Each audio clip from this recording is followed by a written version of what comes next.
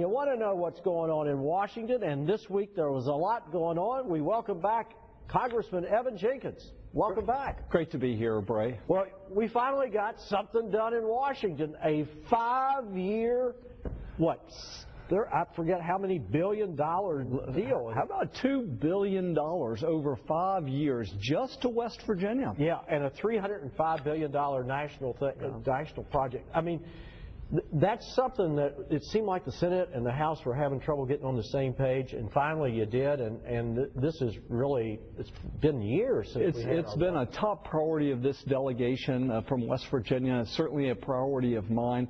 As a matter of fact, it's been 10 years since Congress, the House, and the Senate, and the President have been able to get together and get something good done, really big done. And we did it this week.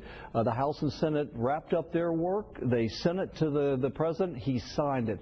What this means for West Virginia, Bray, is over 5 years, West Virginia is going to receive over $2 billion of highway funding money. It starts off at about $120 million this year.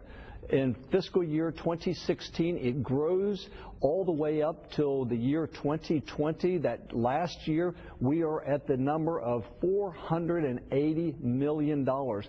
Finally, we can fix our roads, we can repair our bridges, we can get big projects done. Well, I actually have a list. I've got a list too. So tell me, Corridor H, is that going to be part of this? Here's how this process works. And just like you, I've got projects like the King Coal Highway, Coalfields Expressway, Tulsa Highway. There are many others. Of course, absolutely. That's going to get done. The governor's actually already got that. That one's on track. But how this process works is, you know, we've just never been able to do long-range planning in West Virginia because 6 months, 1 year patchwork of federal funding, you can't plan and build and let contracts for multi-years when you've only got 6 months worth of assured funding. We've got 5 years of assured funding. And what this will do, as I say, the number's big, $2 billion to West Virginia.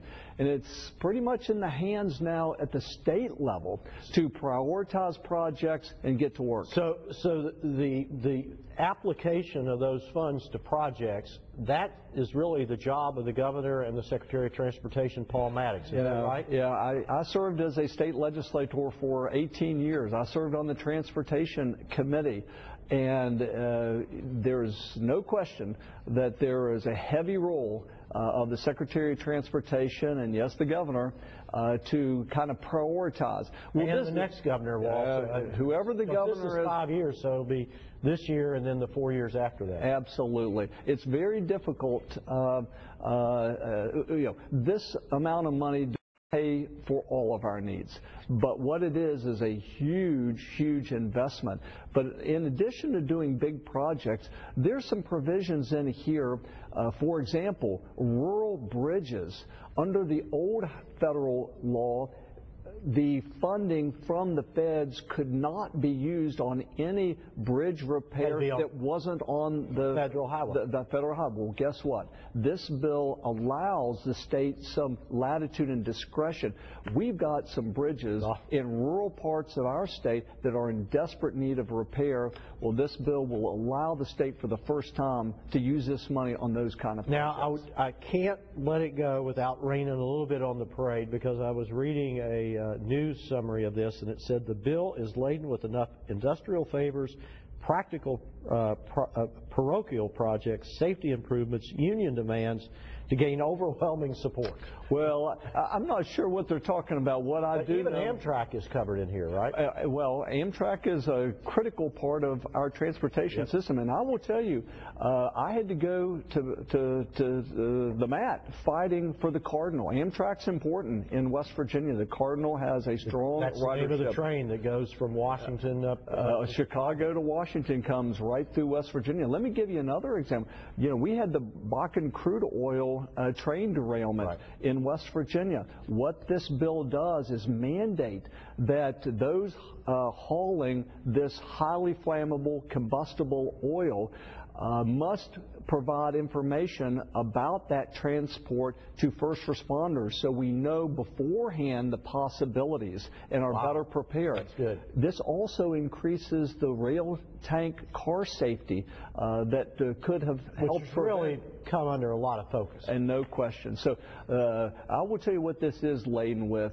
Good safety measures and support for rural communities, everywhere I go in West Virginia. Throughout the 3rd Congressional District, people are so frustrated with the conditions of their roads and bridges. Will finally help us on the way. Well, what's been very disappointing to me is we're going into winter, and all of a sudden I'm seeing potholes, and we haven't had the first snow yet. I mean, it's like, come on, please. They can't blame it on a hard winter so far, can they? No, they cannot. Evan, we really appreciate all you do for West Virginia. This is really a truly good news situation. It's a team effort. For the country, and we appreciate your part in it. Bray, thank you so much. All right, Evan Jenkins, we'll be back with more after this.